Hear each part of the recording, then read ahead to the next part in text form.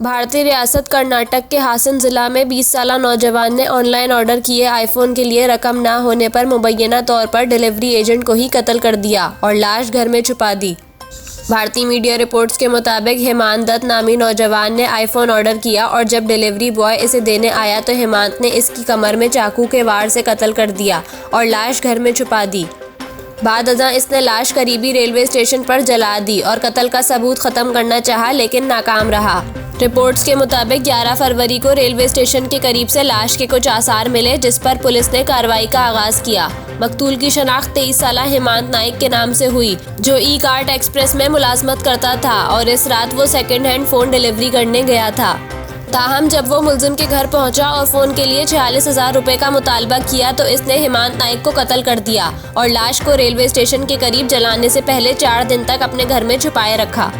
मुलजिम एक बैग में लाश को डालकर रेलवे स्टेशन पर लेकर गया जिसकी सीसीटीवी भी सामने आई जिसकी मदद से पुलिस मुलजिम तक पहुंची और इसे गिरफ्तार किया।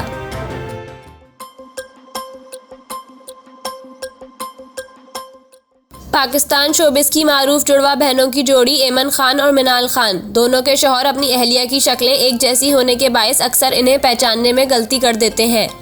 मेज़बान सानिया मिर्ज़ा ने मुनीब भट्ट से सवाल किया कि ये इंतहाई संजीदा सवाल है कि आप मिनाल और ऐमन दोनों में कितनी बार कंफ्यूज हो जाते हैं। जवाब में ऐमन ने कहा कि ये बहुत बार हो चुके हैं, शुरू में बहुत होते थे और अब भी अक्सर ही हम दोनों में फ़र्क नहीं कर पाते, लेकिन मिनाल के शौहर ज़्यादा कंफ्यूज हो जाते हैं क्योंकि वो अभी फैमिली में नए हैं इसलिए इन्हें पता नहीं चलता। मुनीब भट्ट ने जवाब में कहा कि मैं बिल्कुल कंफ्यूज नहीं होता, मुझे पता होता है कि मेरी बीवी कौन सी है। शुरू में काफ़ी हो जाता था। ऐमन खान ने मजीद कहा कि हम दोनों की आवाज़ें भी बहुत मिलती हैं, अक्सर हम एक दूसरे की जगह फ़ोन पर बात कर लेते हैं, यहाँ तक कि मैं और मिनाल दोनों फेस आईडी से एक दूसरे का आईफोन भी अनलॉक कर देते हैं।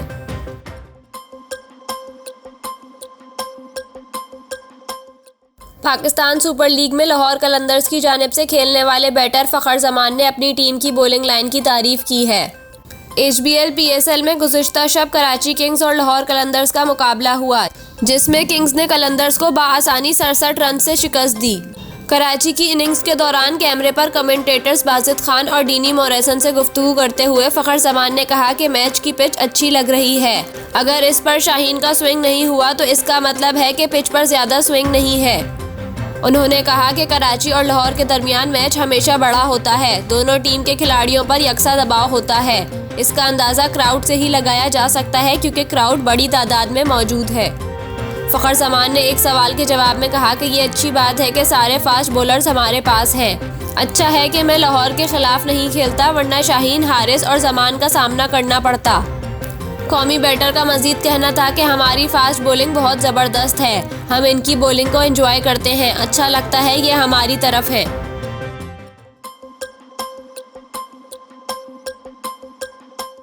पाकिस्तान मुस्लिम लीग की चीफ ऑर्गेनाइज़र और सीनियर नायब सदर मरियम नवाज़ का कहना है कि इमरान खान को सादिक और अमीन का किरदार दिलाने वाले आज मुंह छुपा रहे हैं। मरियम नवाज़ ने कहा कि इमरान खान सच्चा होता तो अदालत में आकर टरियान केस, तोशाखाना और फॉरेन फंडिंग केस का हिसाब देता। इमरान को सादिक अमीन करार दिलवाने वाले आज मुंह छुपा रहे हैं। दौरान प्रोग्राम मरियम नवाज़ ने यह भी कहा कि जनरल फैज़ का कर्नल जाकर साकिब निसार से बात किया करता था। जिस कानून के हाथ पहले फौलाद होते थे वो आज कमज़ोर क्यों हो गए, इस वक्त तो कानून ने जनरल फैज़ की ऐनक पहनी हुई थी। इससे कबल रावलपिंडी में वर्कर्स कन्वेंशन से खिताब में मरियम नवाज़ ने कहा था कि टेरियान केस का एक पहलू ये भी है कि इमरान खान ने कौम और इलेक्शन कमीशन से झूठ बोला, अब या तो मानना पड़ेगा या इनकार करना पड़ेगा।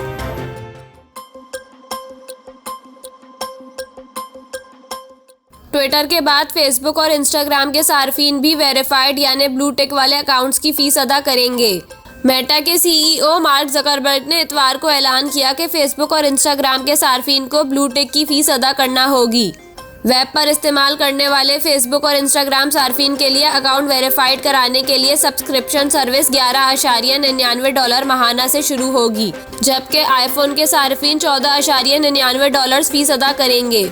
मेटा के मुताबिक ये सर्विस इब्तदाई तौर पर इस हफ्ते न्यूजीलैंड और ऑस्ट्रेलिया में शुरू की जाएगी, जबकि इस सर्विस से पहले से तस्दीक शुदा अकाउंट्स में किसी किस्म की कोई तब्दीली नहीं आएगी। रिपोर्ट्स में बताया गया है कि 18 साल से ज़ायद उम्र के सार्फिन फेसबुक और इंस्टाग्राम अकाउंट्स की वेरीफाइड सब्सक्रिप्शन के लिए अहल हैं। मार्क जकरबर्ग का कहना है कि इस इक़दाम से सोशल मीडिया ऐप्स पर सिक्योरिटी और तस्दीकशुदा अकाउंट्स में बेहतरी आएगी। वाज़ेह रहे कि गुज़िश्ता साल एलोन मस्क ने ट्विटर का कंट्रोल संभालने के बाद अहम तब्दीलियां करते हुए ट्विटर की वेरीफाइड सार्फिन के लिए ब्लू सब्सक्रिप्शन सर्विस शुरू की थी। ट्विटर की जानिब से इस सर्विस के एवज माहाना 8 से $11 लिए जा रहे हैं और इसका हिस्सा बनने वाले सार्फिन को ब्लू टिक के साथ चंद तजुर्बाती फीचर्स तक रसाई भी फराहम की जाती है।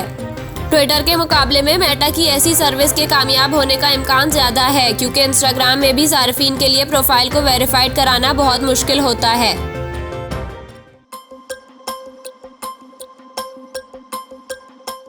पाकिस्तान सुपर लीग PSL के 8वें एडिशन में पहली कामयाबी हासिल करने पर शाहिद आफरीदी कराची किंग्स के खिलाड़ियों को मुबारकबाद देने मैदान में पहुंच गए और इन्हें गले भी लगाया। इतवार को पाकिस्तान सुपर लीग के मैच में कराची किंग्स ने इब्तिदाई 3 मैचेस में मुसलसल शिकस्त के बाद बिलाखिर चौथे मैच में पहली कामयाबी हासिल कर ली। कराची किंग्स की जानिब से दिए गए 186 रन्स के हदफ के ताक़ुब में लाहौर कलंदर्स की टीम 18वें ओवर में 118 रन्स बनाकर आउट हुई। यूं कराची किंग्स ने लाहौर कलंदर्स को बआसानी 67 रन से शिकस्त दी। PSL 8 में पहली कामयाबी हासिल करने पर पाकिस्तान क्रिकेट टीम के साबिक कप्तान शाहिद आफरीदी ने Karachi National Bank Cricket Arena में कराची किंग्स के खिलाड़ियों से स्टेडियम में मुलाकात की। इस दौरान इन्होंने खिलाड़ियों को गले लगाया और कामयाबी पर मुबारकबाद दी।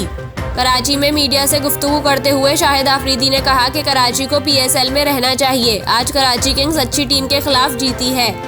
उन्होंने कहा कि अभी टूर्नामेंट होने दें, फिर सबकी कारकर्दगी देखेंगे। एक मैच पर किसी नौजवान को ना चढ़ाया करें, तवक्कुआत का प्रेशर आ जाता है, अभी खेलने दें। वाज़ेह रहे कि शाहिद आफरीदी भी माजी में कराची किंग्स की नुमाइंदगी कर चुके हैं।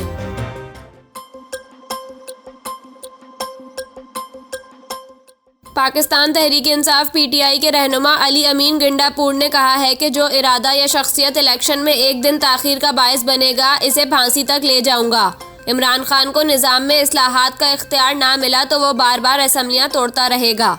डेरा इस्माइल खान के हल्के NA 38 में इंतखाबी जलसे से खिताब करते हुए अली अमीन गिंडापुर ने कहा कि इस्तीफे की बात करने वाले असद महमूद अब सामने आए। बाप बेटा दोनों गायब हैं। मेरे मुकाबले में कोई कागजात नामजदगी जमा करने को तैयार नहीं। उन्होंने कहा कि कल तक एक दूसरे को गालियां देने वाले आज एक दूसरे के साथ बैठे हैं। मैंने कभी शहबाज शरीफ, फजलुर रहमान या जरदारी की तारीफ की तो अवाम मुझे जूतियां मारे। कभी भी वफादारी तब्दील नहीं करूंगा, ना ज़ाती मफाद के लिए इन लोगों के साथ बैठूंगा।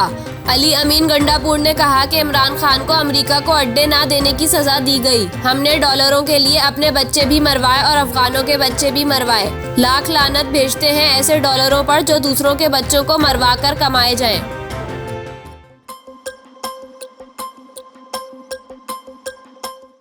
मुस्लिम लीग नून की सीनियर नायब सदर और चीफ ऑर्गेनाइजर मरियम नवाज का कहना है कि कोट लखपत जेल की जिस डेथ सेल में रखा गया वहां दर्जा हरारत 50 डिग्री सेंटीग्रेड होता था।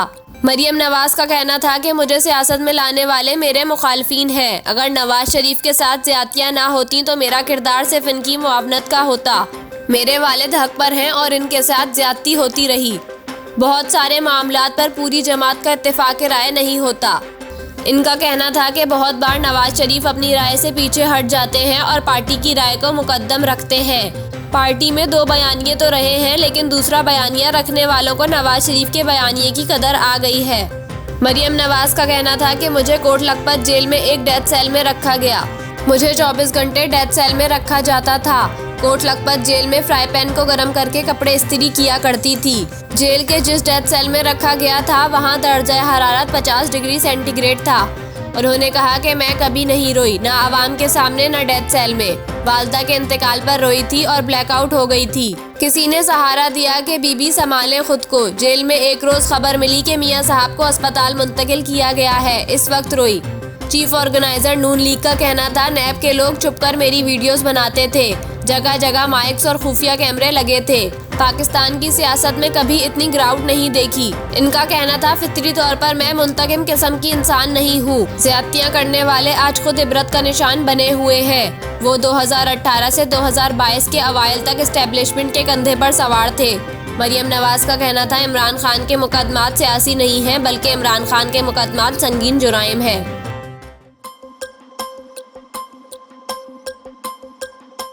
साबिक वजीर आला पंजाब चौधरी परवेज इलाही ने कहा है कि शहबाज शरीफ तारीख के नाअहल तरीन हुक्मरान साबित हो रहे हैं। इनकी नाअहलियों का बोझ उठाने के लिए मरियम नवाज भी तैयार नहीं है।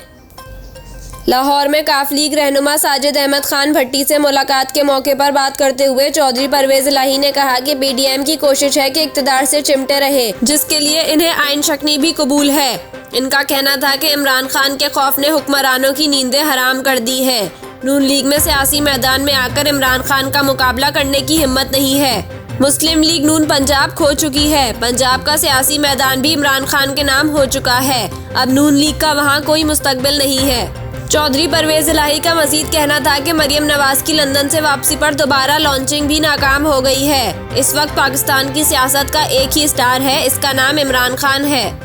उन्होंने कहा कि जेल भरो तहरीक में गिरफ्तारियां देने के लिए कारकुनों का जोश और जज्बा दीदनी है। ओवरसीज पाकिस्तानी भी गिरफ्तारी के लिए अपना नाम रज़ाकाराना पेश कर रहे हैं। परवेज इलाही का कहना था कि हमारे हामियों को गैर कानूनी तौर पर उठाकर लापता किया जा रहा है। हुक्मरानों के इंतकामी इक़दामात का डटकर मुकाबला करेंगे।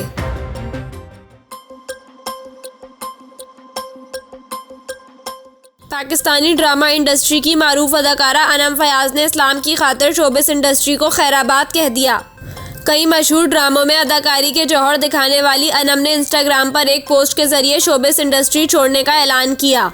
उन्होंने इंस्टाग्राम पोस्ट में लिखा कि ये पैगाम लिखना बहुत मुश्किल है। आप सब लोगों ने मेरे मीडिया करियर में मुझे बहुत सपोर्ट किया, लेकिन अब मैंने शोबिस इंडस्ट्री को छोड़कर इस्लाम के मुताबिक जिंदगी गुजारने का फैसला किया है। अनम ने मद्दाहों से दरख्वास्त की कि वो अपनी दुआओं में इन्हें याद रखें। वाज़ेह रहे कि अनम काफ़ी अरसे से अदाकारी करती नजर नहीं आई, जबकि इंस्टाग्राम पर पोस्ट की गई तस्वीर में इन्हें हिजाब में ही देखा गया। अनम ने 2016 में असद अनवर से शादी की थी। जोड़े का एक बेटा भी है।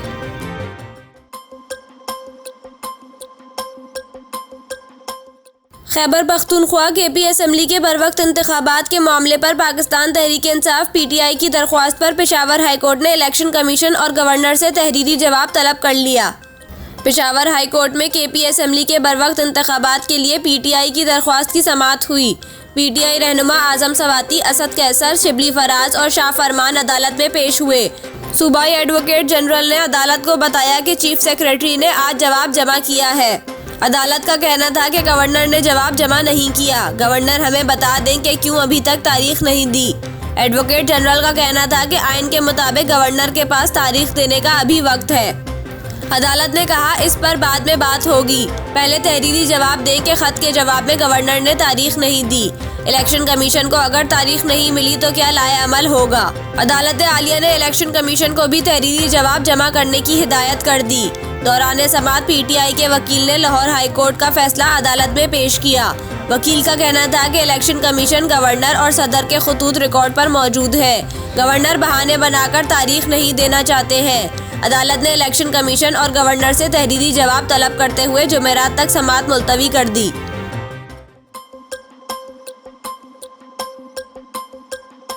Deputy inspector general police DIG south Irfan Baloch का कहना है कि कराची पुलिस ऑफिस केपीओ पर हमले के मुल्जिमान पुलिस की वर्दी में नहीं थे। सिंध हाई कोर्ट में मीडिया से गैर रस्मी गुफ्तगू करते हुए डीआईजी साउथ का कहना था कि मुकदमे में तफसीलात लिखी है कि मुल्जिमान कैसे केपीओ पहुंचे। केपीओ में किसी भी तरह की सिक्योरिटी की गफलत नजर नहीं आ रही। हमारे पुलिस वाले भी शहीद हुए, जिससे पता चलता है कि उन्होंने काफ़ी मज़ाहमत की।